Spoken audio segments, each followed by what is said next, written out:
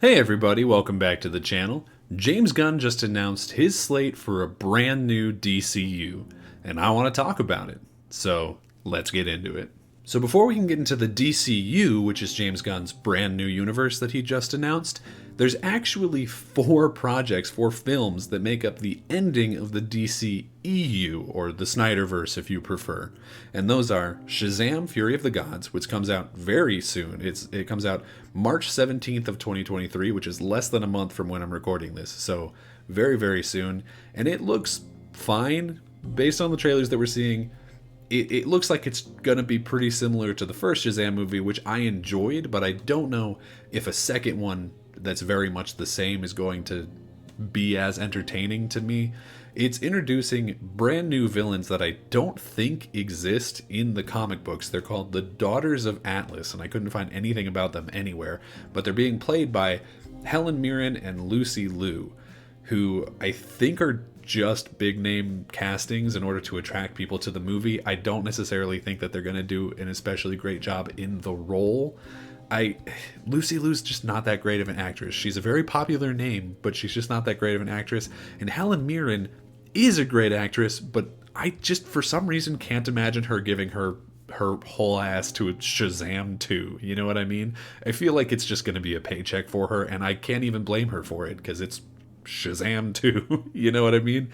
So why not?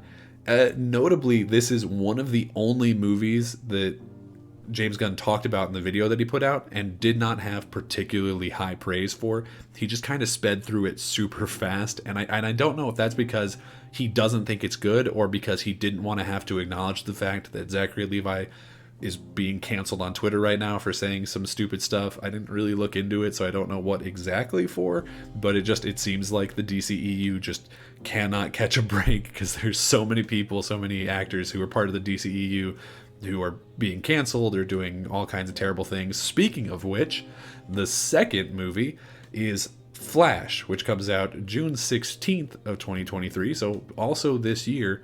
And it probably should have been canceled. It seems like it's going to be a very problematic movie to put out, but I think it has to exist in order to canonically kill off the DCEU, which is something that I think they really want to do because it seems like there's some pieces that they want to bring over, but we'll talk about that later.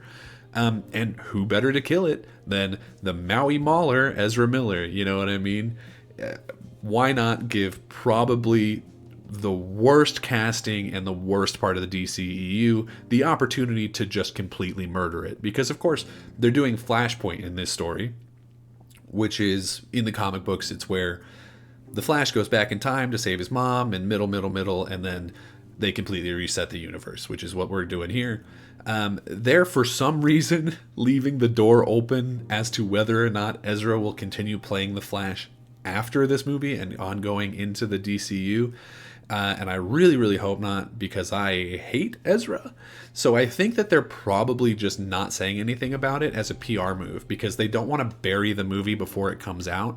You'll notice that they also aren't being clear about whether or not Jason Momoa is still going to be Aquaman after his next movie, which is we're going to talk about in a minute here.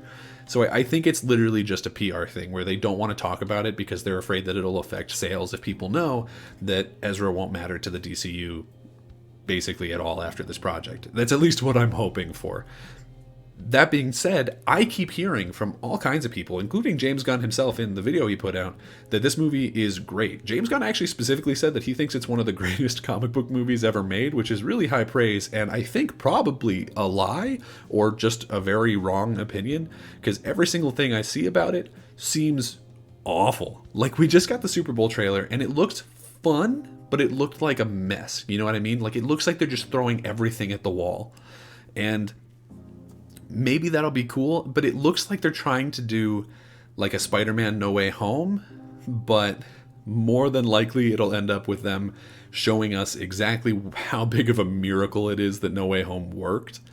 They're bringing in older castings of people to sort of cameo in it, although Michael Keaton's Batman seems like he's going to be a really big part of it. But there's already all these rumors circulating around it about who else might show up. There's like, oh, was that shot of him on the motorcycle Christian Bale's Batman, or could Val Kilmer come back? Me personally, I'm hoping for Chris O'Donnell Robin because I feel like he got the rawest deal in those previous movies, because he had to work with the George Clooney Batman, who is, I think, pretty unanimously the worst Batman, despite being a good actor. So, fingers crossed. I don't know. Hopefully it's good. I don't think it will be. Minimally, I think it'll be fun. So, if that's all I can ask for, I'll take it. But that represents the ending of the DCEU, right? Because it's Flashpoint, so by the end of the movie it's going to be completely reset theoretically, which is why it's weird that there's still 2 more movies coming out that are considered part of the DCEU. And the first of those is Blue Beetle, which comes out August 18th of 2023, so pretty close to my birthday. And I keep forgetting that this movie is happening. I keep forgetting that this movie is going to exist.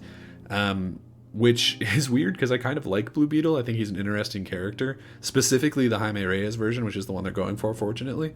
And I think this one's interesting being after Flashpoint, because I think that makes this the most likely to be carried over into the DCU, because it hasn't come out yet. There's still several months before it actually is released. If there's anything that directly ties it to the Snyderverse, they can cut that out.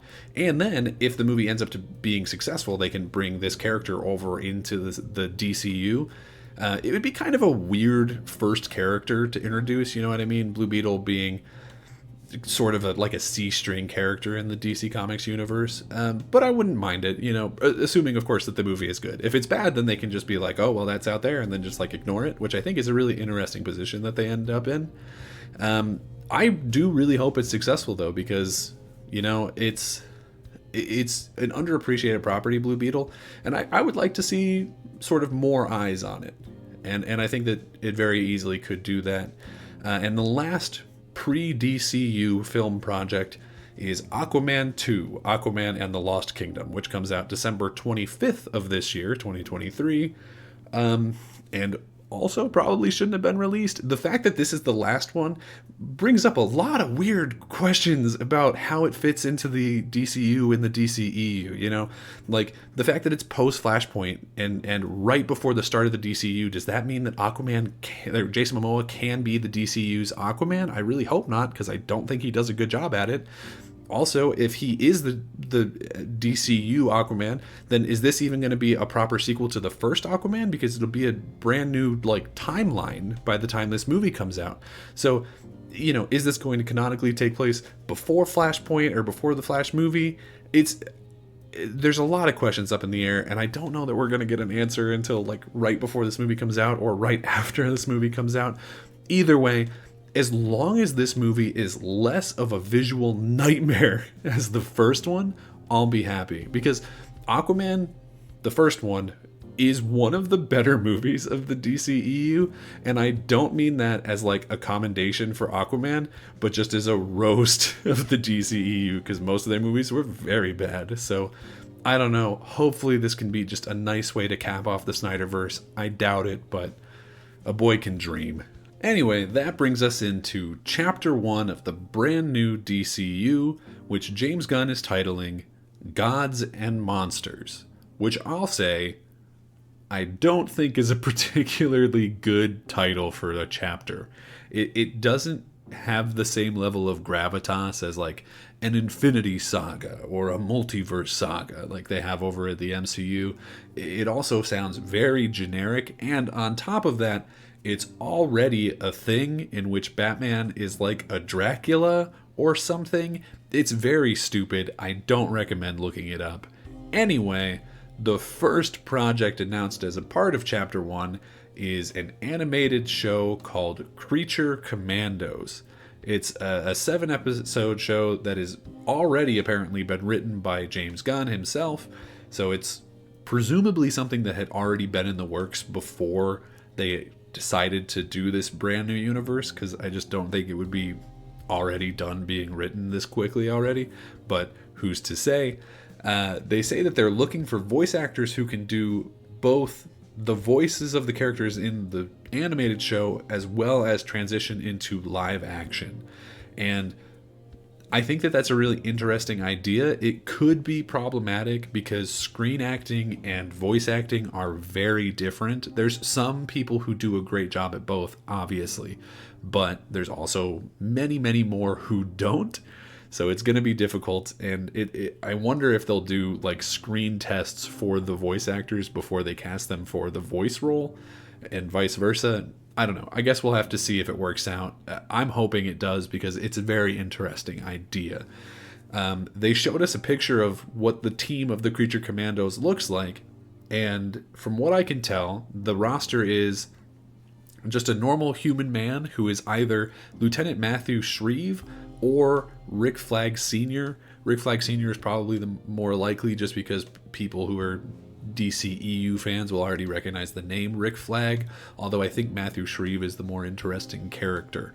Then you have Dr. Nina Mazursky, who the DC Wiki has labeled as a Gill Man, which is a very strange name for a creature of the Black Lagoon type monster, or like a shape of water thing. I don't know. She seems like a really cool character. I'm not really familiar with this roster, but she seems like a cool design, if nothing else. Then next to her, you've got Dr. Phosphorus, who is a villain who is not typically part of the Creature Commandos, so it'll be interesting to see how he fits into the team. Then you've got Frankenstein, Elliot Taylor, who, before the nerds get on to me and they're like, actually, it's Frankenstein's monster. Well, in the comics, it's just Frankenstein.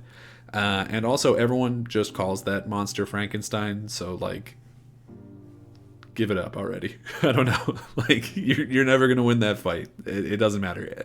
Anyway, he's sort of, like, one of the more popular characters of the Creature Commandos, from what I understand, it being as how he goes on to become a member of Justice League Dark in the New 52, and I think he's also fairly ubiquitous in a lot of other sort of darker, more like magic themed comics in the DC universe. So I'm expecting him to be a very important character in this. Then you've got the Bride, who does not have a proper name as far as I can tell. She's just the Bride of Frankenstein. And then you have G.I. Robot, who apparently has had multiple names. I don't know if they're different iterations or if the name has just changed throughout the years for whatever reason, being as how it was either G.I. Joe, G.I. Mac, or Jake. I'm partial to Mac because I think it's the coolest of the three names, so I hope that's the one they go for. And then the last member of the team that we get to see as part of this artwork is Weasel, which does seem to confirm that Sean Gunn will carry over into the role into the DCU, which I'm all for. It's such a bit role anyway that who cares, but he was fun in the Suicide Squad, so why not. This roster is interesting because from what I can tell, it's actually closer to the Agents of S.H.I.E.L.D. roster than it is to the original Creature Commandos roster. That being said, Tommy Bechtel from New Rockstars said that there's another piece of released art that shows a flying bat character. I couldn't find this art as being officially released as part of like being connected to the Gods and Monsters Chapter 1, whatever. But if true, then that would also seem to imply the inclusion of Vincent Velcoro, who is the vampire on the Creature Commandos roster. And if he's in there, then we can also assume that there might be some other commandos that we don't know about. The most likely suspects would be Warren Griffith, who's a werewolf, and Callus, who's a mummy, and also the team medic, which I think is really funny because they're wrapped in bandages, so they can just like take a piece of it off and like wrap it around a wound. I don't know. It seems like it would be a funny bit, so why not? Let's go for it. I have a lot of questions about this show that they didn't really talk about. He just sort of went through all of these different shows and movies really quickly and didn't tell us basically anything about what the plot's going to be like, or, I mean, he obviously didn't announce any casting or anything like that. So there's a lot still up in the air. So I'm confused as to, is this going to be back in time against the Nazis, like what the original Creature Commandos comics were? Or is it going to be more modern against like just other monsters, like how Agents of S.H.I.E.L.D. is? Either way, I think this will probably be good because it's right up the alley of the kind of stuff that James Gunn normally writes. And so if this is something that he was already interested in before this, I have to assume that he probably is going to do a good job with it. It's exactly the sort of thing that he does a good job with historically, so why should this be any different than anything else? You know what I mean? It is a similar idea to the Suicide Squad, so it's going to need to find some way to distinguish itself from that. And I think maybe just being more horror themed and like having these really like popular horror movie like universe monsters in it might help with that already, but I'm gonna need them to just have it not be the Suicide Squad but with monsters. Hopefully they have a way of getting around that. I really love those classic movie monsters. I think that there's just a sort of like romance to them, just because of the history that comes with them. And also it sort of gives me Hellboy vibes, which I'm just here for, you know what I mean? So I'm really excited for this show. I think it has a very high probability of being good, and hopefully it is. But speaking of the Suicide Squad, the second thing that he announced was Waller, which is a spin-off show from the Peacemaker show that already exists, and he did confirm that it's going to have the same cast. He specifically said Viola Davis, and he said Team Peacemaker, which I have to assume means that they're keeping the casting of those other people, one of which is James Gunn's wife, so it seems like it's a pretty easy bet to say that she's probably also going to be a part of this. Which is interesting because it confirms, first of all, that Viola Davis is the first canonical casting that we have for the DCU, which I completely understand. I think she's one of the best castings of the DCEU. She's right up there with Henry Cavill Superman and Margot Robbie Harley Quinn, who I think both could have done a phenomenal job if the writing and the script had been there for them, but unfortunately it wasn't, so they didn't really get to shine. And honestly, neither did Amanda Waller, Viola Davis, but I think that she was really good casting. And Waller is a very important character to DC Comics. Some people will probably push back on me for that, but I think she's sort of like the Nick Fury of the DC Comics universe. She doesn't make the Justice League or anything, but she is pretty much always involved with making like these secondary teams. She's been involved with Justice League of America. She's been involved with obviously the Suicide Squad, Creature Commandos, all kinds of stuff. So she's very much like one of the background movers and shakers of the DC universe. And so I think it's important to get her casting right. And Viola Davis is an amazing actress, so of course she's going to crush it, assuming that the script is there to match her. Because I mean, she's phenomenal, and I really have the utmost trust in her. The show itself, the Waller show, is being written by Crystal Henry, who did the Watchmen show, and Jeremy Carver, who did the Doom Patrol show, both of which I've been told are very good. I haven't watched either of them, but I intend to, hopefully, in the near future. There's just a lot of good TV, especially right now and last year, so I've been trying to play catch up on some of it, and I have both of these shows on my list, so I'll get to it in the near future, hopefully. But it's being written by those two people who historically have done a good job, so I'm hoping that they'll do a good job here as well. And presumably James Gunn isn't writing it like he did Peacemaker, because he seems to be very busy with doing the rest of the DCU right now, so I think it makes sense to have a fill-in season here. This show has a lot of potential behind it, but I think there's also a lot of risk there, because it brings up a lot of questions of like, okay, so if Amanda Waller is the same Amanda Waller from the DCEU and Team Peacemaker is there, does that mean that the Peacemaker show is canon? And if the Peacemaker show is canon, does that mean that the Suicide Squad is canon? And then if that's canon, is Suicide Squad canon? I mean, it won an Oscar, so but there's just a lot of questions that need answering, and I don't know that we're going to get those answers anytime soon, so it's going to be just a lot of speculation online, and who knows when any of these questions are going to be answered. The only other piece of information I have about this show is that in one of the interviews that happened after the fact, it came up that a character from the Creature Commandos is going to show up in Waller, and the smart money is probably on it being either Shreve / Rick Flag Sr., but I'm hoping that it's Frankenstein, because I just want it to be. So, I don't know. Hopefully it's a good show. I think it has all of the makings of being one. And then we've got the first film of the DCU, which is Superman Legacy. And it's also the only project in Chapter 1 that has a hard release date, being July 11th, 2025, which, according to the current MCU calendar, would have it put up against Thunderbolts, which I think is a pretty soft landing for them. Not that I don't think Thunderbolts will be good, but it's just I don't think it'll be, top tier or anything. So as long as they can do a good job, I think they're really setting themselves up for success as far as that's concerned.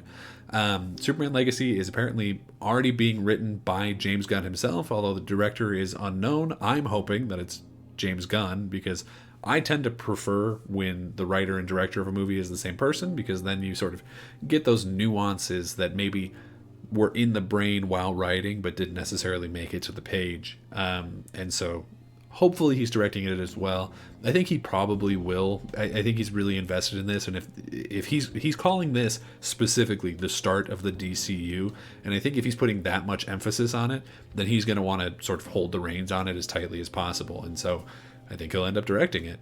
They're using All-Star Superman as the inspiration for this, he said, which is a good sign. It's a very popular comic book. And they say, in terms of Superman, he is the embodiment of truth, justice, and the American way, which I think they changed to A Better Tomorrow a while ago, and I tend to like that better, but whatever. And they also say, he is kindness in a world that thinks kindness is old-fashioned. And it's like, this is exactly what I want to hear in terms of Superman. This is a baseline understanding of the character. It should not have taken this long for the DC Universe to understand that this is what the character is. But I'm really excited that we finally got here. And it's also exactly the kind of Superman that I think we all need right now. So much media, especially in terms of like comic book stuff, has had this really nihilistic, cynical outlook, and I think it'll just be a breath of fresh air, and it's exactly what Superman should be. He is, this beacon of light, this hopeful Boy Scout character, right? So I think that they're on a good track here. They do say that it's not an origin story, but that it is the story of a younger Clark trying to balance his human upbringing with his Kryptonian DNA, which sounds an awful lot like an origin story to me. I mean, I'm not a professional, but it sounds like an origin story to me. So maybe by that, they just mean, like, we won't see Krypton explode, or, like, maybe he'll start the movie and already have the Superman costume or something. But I think this is going to be, like, a soft origin, if that makes sense. I don't know if that's even a thing, but whatever. I'm really looking forward to this one. It's a shame that Henry Cavill got hoed out of this position, because I think he would have been phenomenal in it, but they're looking for somebody younger, probably so that they can keep them long term. And I completely understand that, but it is a bummer. I think Henry Cavill is a phenomenal actor, and I'm sure he'll go off and do many, many great things. But I have high hopes for Superman Legacy, and I think that they understand how important it is to this universe. After that, we have Lanterns, which is a HBO series starring Hal Jordan and Jon Stewart. The first two Green Lanterns, and probably the two most popular if I had to guess. But they say other lanterns will be peppered in. They don't give specific names, but theoretically I would assume that it would be Sinestro, Tomare, Kilowog, the usual suspects. I'm hoping that it's not any more human lanterns. I would love to see them live action eventually, but I want them to have their own room and time to, be their own characters. So I don't want to see Guy or Kyle or Baz or Cruz. I don't want to see any of them in this show. I think you're probably going to have enough to have to introduce in this show already that you don't want to be like, and also there's 5 human lanterns or 6 human lanterns, whatever we're up to now. They've compared this show to True Detective, which is a lofty goal considering how popular that show is, but they are the people who made True Detective, so I don't know, it seems like they could probably do it. Why not? They also say it's terrestrial, which the literal definition of terrestrial means that it takes place on Earth, which I'm hoping is not the case. I'm hoping that he used the word just meaning that it's going to take place on a single planet, and I'm hoping that that planet is either Oa or Korrigar, because I think those are much more interesting locations for this sort of thing. And the only other thing that he said about it is that that Lanterns is going to sort of play a really big role in the overarching story of Chapter 1, and that they're going to uncover a mystery about the universe or whatever. And so I think if that's on Oa or Korrigar, then I can sort of guess what that's going to be. You know, it's probably going to be Sinestro is a bad guy, and it's the Yellow Lanterns are going to be a thing, and then we can roll into the Sinestro Corps and do stuff with that. And I think that would be really interesting. If it's on Earth, I have no idea what it's going to be. And I think that Lanterns on Earth is just like not necessarily the most exciting thing to do with Lanterns, but whatever. I'm sure that whatever it is, they'll have a good way of doing it. I think that doing a show for Lanterns is the right call because Green Lantern is a pretty complicated mythos in the long run. There's all these different colors of lanterns and like the history and all the Manhunters and like all this stuff. And so I think having more screen time to explain these things to the audience is going to really help them out. So I think this could be great. And I think based on what I'm seeing, they're doing pretty much everything right. The only thing that has me concerned is the word terrestrial. I'm hoping that it's not Earth, but I also think that if it is Earth, that they could probably find a way to make that work. So after that, we have the Authority, and this is going to take more explanation than anything else on this list by far, so buckle up.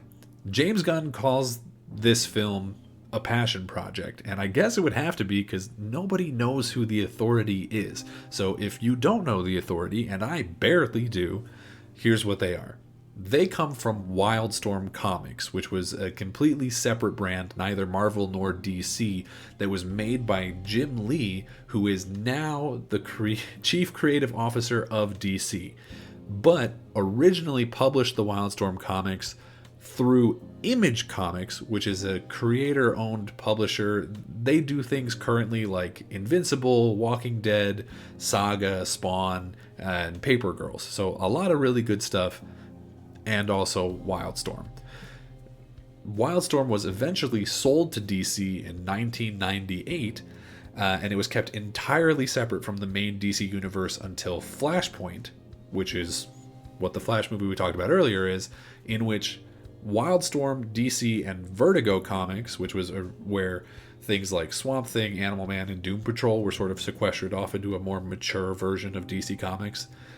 All three of those universes were brought together into one, and then the core DC universe and Vertigo became one very solid universe, and Wildstorm stayed separate as like an alternate dimension within the canon DC universe, like an Earth 2, except specifically it was Earth 50. Anyway, the Authority is the Justice League of Earth 50. Are you following so far? It's very complicated and a very weird choice for chapter 1 of this project, but whatever. Wildstorm Comics, and by extension the Authority, it was a very edgy 90s comic book universe, right? You know, it was this thing where the heroes were really more like anti-heroes. They would do extremely violent things because the ends justify the means.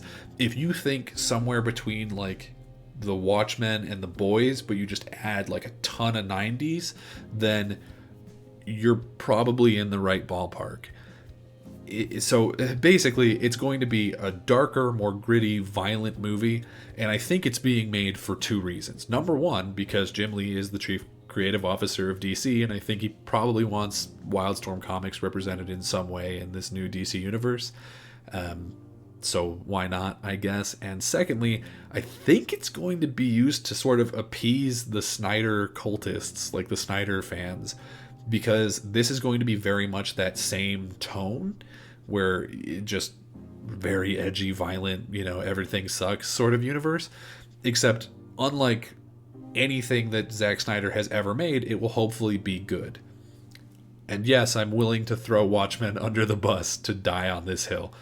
Regardless, so the Authority roster, like I said, is sort of by and large a ripoff of the Justice League. You've got Apollo, who is just Superman, and he's in a relationship with Midnighter, who is just Batman. So we got a gay couple pretty front and center in chapter 1 of the DCU, which is very exciting. I wish it was one that was more interesting than the Authority, but it's something at least. Midnighter is Batman except with actual superpowers. So he has super strength. He has like sort of spider reflexes, and he can predict enemy movements. So he makes him a really good tactician and like strategist. Then you've also got Jenny Sparks, who's actually the leader of the Authority. She has electric powers, as you may have guessed from the last name Sparks, and she doesn't age. Then you've got the Engineer, who's just a T-1000 version of Cyborg. If you think of Cyborg and just make it liquid metal, then you're 99% of the way there. You've got the Doctor, who's a shaman that combines all of the powers of the shamans who came before him in a very Avatar The Last Airbender sort of way. You've got Swift, who is, from what I can tell, just a lady with wings who flies real fast and has claws. So a pretty boring addition to the team there. And then Jack Hawksmoor, who, and I don't know how this works, can communicate with and control cities.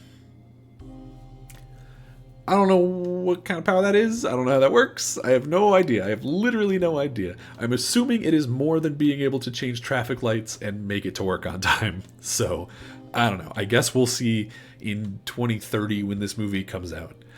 This is a very weird choice for this universe, especially so early. It's so weird to me to announce a brand new DC cinematic universe and have the second film you talk about be a parallel dimension that has a complete roster of knockoff Justice League members. And they're going to be theoretically introduced before most of your core Justice League members. I'm very confused by this choice. I really, really don't understand it. The only thing that I can hope is that he's going to keep this completely separate from the core DC universe and just have it be on Earth 50. Because if there's any crossover between these, between like very, very sparing things way down the line, it's gonna be a mess. This is just a mess waiting to happen. I'm really not looking forward to this one, but I'll be happy to be surprised. Hopefully they can pull it off. I see nothing but red flags here. After that insane detour, we get back on track with Paradise Lost, which is probably the project announced that I am most excited for.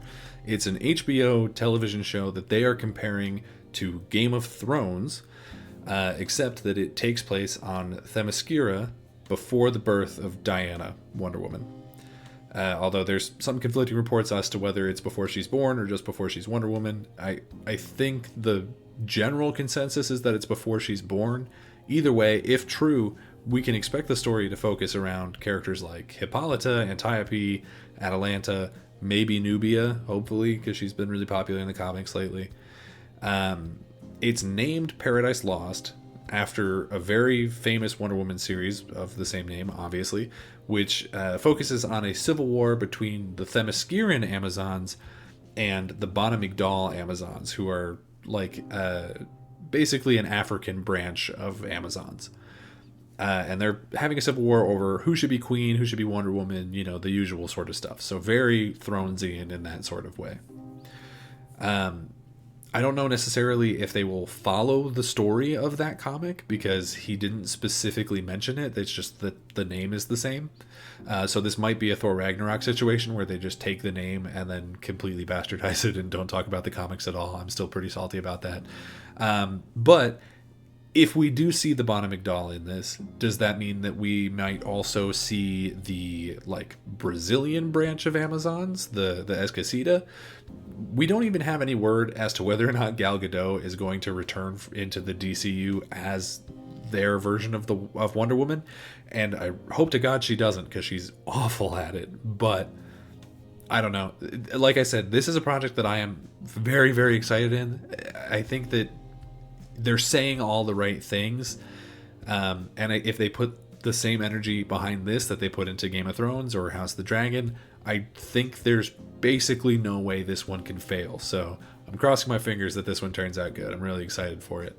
And then after that, we've got Batman the Brave and the Bold, and this one also raises some red flags for me. It's based on the Grant Morrison run, which I haven't read yet, but I've heard exclusively good things about, so that's really positive. And we're finally getting a live-action Robin, which we haven't gotten in what feels like forever, if you don't count the Titans show, which was very bad. Unfortunately, the Robin that we're getting is Damian, who is the worst Robin, like by far, like even like worse than Stephanie, worse than Kelly, like terrible. I hate Damian. He's awful. James Gunn says it's his favorite. I've never heard anyone on the planet other than him say that Damian is his favorite. I've heard some people say that he's not that bad, and that is the closest thing to a positive statement I've ever heard about Damian. So I'm very shocked about this, and it implies a lot of things about the Bat universe that I don't like for being this early. And Gunn specifically said and implied that the rest of the Bat family may already exist in this universe. And it's like, okay, but what does that mean? Like, okay, like, is Dick Grayson already Nightwing? Did Killing Joke already happen? Did Death in the Family already happen? Does Tim Drake exist? These are questions that I'm going to need answers to, and I don't think I'm going to like those answers, because the fact that Damian is the Robin implies a certain amount of things, and all of them are things that are very bad to start with. I don't know. I don't understand where they're going with this, and I really think it's a bad idea.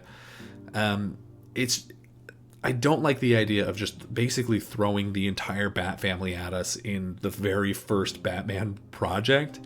And it's not even like it's not even a show. It's a film. It's going to be 2, maybe 3 hours, and they're going to throw all of these characters at us and be like, "There you go. There's the entire Bat family. I hope you like them." And like none, like, I mean, I'm sure it'll almost entirely just be Damian, and the rest will either not really exist or only be mentioned or something.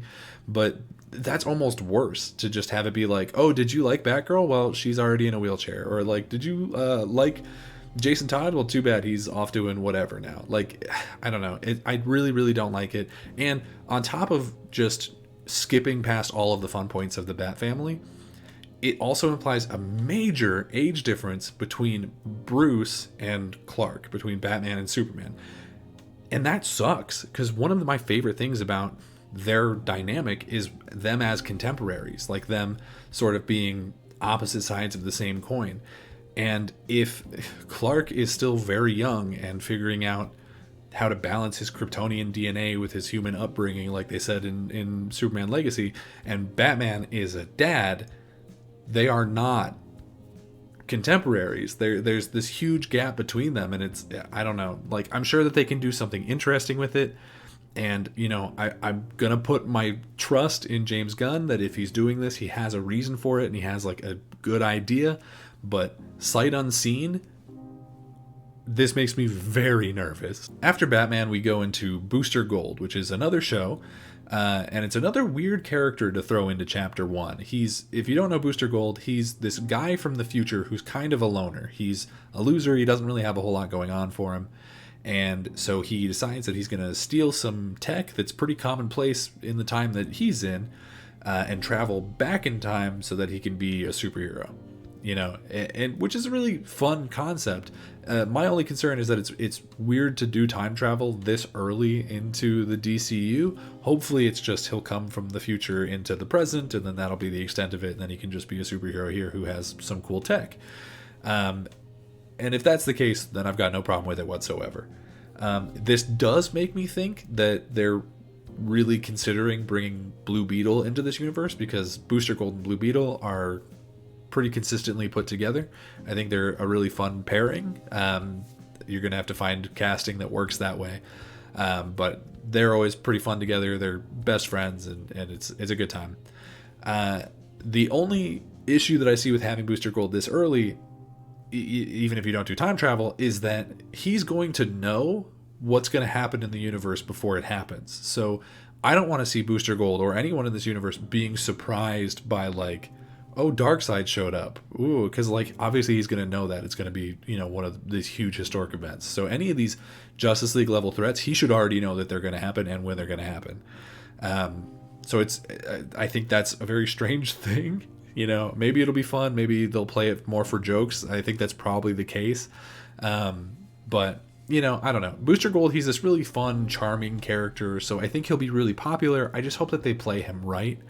Because it can go pretty bad pretty fast if you're just like having him know absolutely everything, and then like, but then it's like, what should he know and what shouldn't he know, and then it's like, well, if he did know this, then why didn't he tell anybody? And so it's, I don't know, it's a weird situation. I think it's good. I'm excited that we're getting to see Booster Gold. I just wouldn't have done it this early. And then after that, we've got Supergirl, Woman of Tomorrow. which is based on a very recent run that came out, I think, just last year. And I recently read it and I thought it was fine. Like, it wasn't great, but it wasn't bad either. It shows Kara, Supergirl, as being a very different character from Clark, which I think is great. I think that's probably my biggest takeaway from this. One of the things that I really hate in comic books is when they're just like, we're going to take this character and introduce a new character that is just that character but a girl. You know what I mean? So I think in making this big personality change between them, you're doing something more interesting than just having Superman but with boobs. And I think that that's a really cool idea, because in Woman of Tomorrow, they sort of focus on the fact that while Clark went to Earth as a baby and so never really knew anything about Krypton, he was raised as a human and had that upbringing. Kara grew up on Krypton. She watched it die, and actually in the comic, a chunk of Krypton survives the destruction and sort of drifts off into space. And as it does, it gets closer to like a yellow sun, so it's picking up radiation, and the chunk that they're on is basically slowly turning into kryptonite and killing everyone who is living on it. And so Kara and the survivors are working really hard. They like nail a bunch of lead plates down to try and protect people from that radiation, and it ends up, it doesn't work. And it's this really, really great story of just survival and perseverance, and then eventually, it ends up not working, and so she has to launch herself into space and eventually winds up on Earth.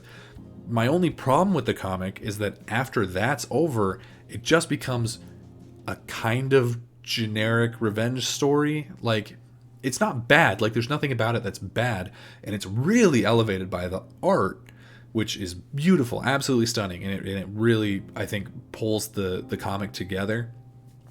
But I don't know that just that revenge story is going to be particularly interesting. Maybe they'll be able to make it cooler in the film than it was in the comic. But I don't know. We'll see. The comic is very like Guardians of the Galaxy or like Star Wars-y. And so I think that probably really appeals to James Gunn. So I think that he would do a really good job with it. It's just, I don't know. I think it'll be good. I'm just not necessarily looking forward to it. And then the last thing that he announced was Swamp Thing. That's right. They're trying again to make Swamp Thing a thing. It's, I don't know. I'm sure it'll be good this time. People seem to like the last time. It just, the DC Universe app or whatever didn't get the viewership to justify keeping the show alive. But anyway, what this means is twofold. First of all, it means that post-Flashpoint, we are officially combining all of the same universes that were combined in the comics with Flashpoint, because we have the Authority coming from Wildstorm, we have everything else basically from the core DC universe, and now we have Swamp Thing from Vertigo. So we're doing the same thing that Flashpoint did, which I think is pretty cool, and we're allowing Swamp Thing, the movie, to be a proper horror movie, which is really exciting. I love the idea of doing all of these, like giving all these different projects completely different tones or even different genres. I think that that's really going to help keep things from getting stale. One of the problems that I really have with the MCU, especially coming out of Phase 4, is that a lot of it feels very formulaic. And I think that the DCU is going to be able to stave that off by having all these different genres and tones and writers actually be able to do their own thing a little bit more. And so I think that's a really good idea. I'm really excited about it. And this makes our second possible Justice League Dark member being Swamp Thing and Frankenstein from the Creature Commandos. And if we do Justice League Dark down the line, I'll be 100% there for it, because that means that my girl Zatanna is going to make it into this universe, and I really want to see her because that's one of my favorite characters in the DCU. So hopefully they do that right. I don't really care about Swamp Thing, and I don't know many people who do. I know a lot of people who are really open to the idea of caring about Swamp Thing, but I don't think I know anybody who watched the Swamp Thing show. So I don't know. Hopefully it works out for him. I think that it has the potential to be a really good project. It's just, again, not really something I'm particularly looking forward to. So that's everything that James Gunn has announced for Chapter 1, but he did make it clear that there's definitely a lot more room for other projects to be announced down the line. I think people have been saying that this is about half of what Chapter 1 is going to be, which I think is a good thing, because right now I'm really struggling to connect the dots. Like, I just don't see the vision of what he's going for here.